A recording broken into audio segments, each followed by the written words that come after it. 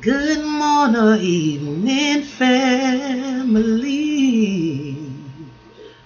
How y'all doing? Whatever side of the diaspora that you are on, good afternoon, good evening, good morning. Welcome to the Mental House with your host, Khadija.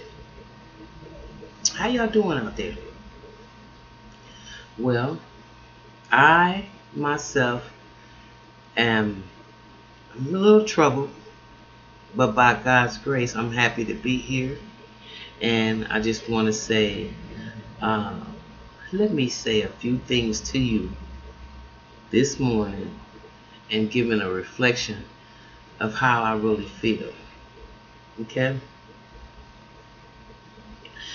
The first thing I want to say is, in case you guys don't know, and as if we don't have enough problems here, not just in the city of Milwaukee, but as black people in general, um, David Clarke, who is our beloved sheriff, is at it again, calling us names and saying how lazy we are, uh, and just the basic overall stereotype things that you hear clowns in blackface saying against black people. We don't have to worry about that or do worry about that anymore because now the pundits and Fox News, they can just go directly to Sheriff David Clarke, and he will quench that thirst for them, for their coon quench.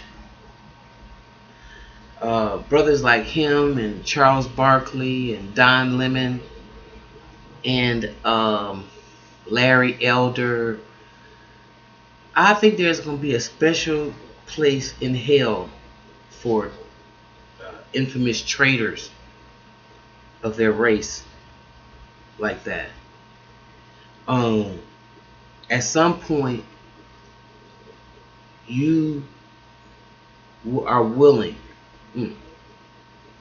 You are willing to betray your own clan for a few trinkets of silver like Judas, for your own organization like the Reverend Jesse Jackson. All through time, there have been slaves that have been sellouts and betrayers of their brothers. It's something that we never going to get rid of, and it's something unless we get a nation of our own and we are able to deal with our traitors the way America deals with her traitors. And until we can do that, we're going to continue to have this type of problem.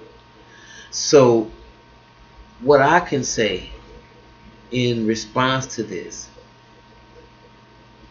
is I think black people do pretty damn good to have been held captive, made to work from sunup to sundown for over 400 years. They were enslaved.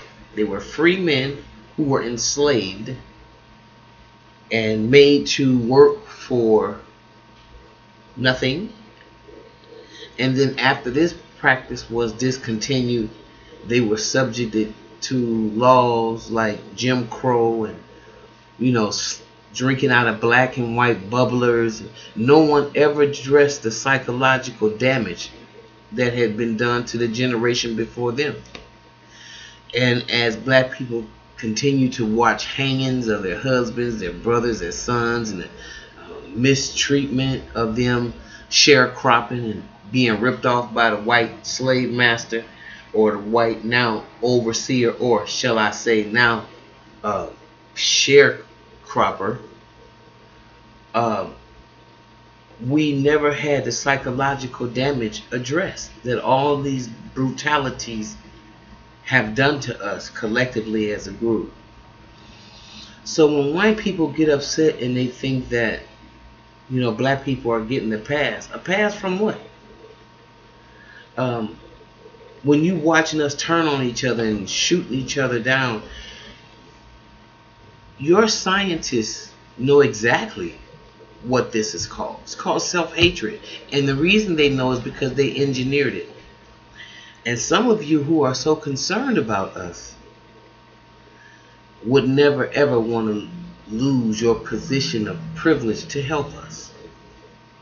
So as you can see, we are in a very, very adverse situation, and it's a real uphill climb for us. And the brutality that we are suffering right now, it's going to be turned up even more until we learn how collectively to get back to something that resonates unity. And unity not on something retarded like everybody's going to wear a t-shirt or everybody's going to wear the new Jordans, or not that type of foolery unification, but the kind of unification that will allow us to be producers, developers, and to create income and finance for our people, that we may be able to politically play the game like some of these other groups because they have money. And if that's not the way we choose to use our political power or our political financial resources, then we'll be able to put them together and continue to build a nation for ourselves. We cannot keep thinking that the same master that enslaved us is going to help us. He is tired of us now. He is going through all the stops to try to eliminate us from the face of the earth. And most of us, there's a big large segment of us that don't even believe that, let alone even think about it. So what I'm here to say is, as black folks, we collectively really have to get into some real serious mind work. We have to get into really get serious about creating jobs for our people. We spend 1.5 or something $7 trillion in this economy, which is more than some nations. And if we don't figure out how to get up out of Willie Lynch's prophecy of us that we will be perpetual miserable for the rest of our lives, then we might as well put a gun to our head right now and pull a trigger.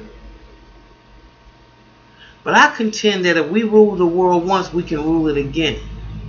And the least thing we can do, at the very least, is pull our coins together and start creating jobs for ourselves and stop depending on other people to create jobs for us. Let's get back into being the people that we are. Let's get back to growing the land, working the land. Let's get back into the sciences and the mathematical concepts that we created and we gave to the world. If that's too high of a mark and too high of a goal, start wherever you are and do whatever you can do. But the objective has to be to hire somebody else that looks like you. And not to help kill your or destroy your race, but to help uplift your race. Because right now we are in dire straits. Right now we are in a crisis. We are in a crisis. And the only ones who can get us up out of this crisis is us. Because no one else gives a fuck. They don't want to put us in the crisis, in the position that we're in right now. So if you're still looking for the person that placed you in a position, basically, or your ancestors in this position, if you're expecting help from that entity, then there's a lot of work to do with you. So, with that being said, I want to say I love you, family. Remember to put God first. Remember to love yourself. Love yourself. Because it's only when you begin to love and appreciate yourself and the God in yourself that you will see a God in your fellow man, in your neighbor. And until we do that, we can't do nothing. Okay? And I'm gonna sign off right now. And I'm gonna see you next time in the mental house. Bye bye.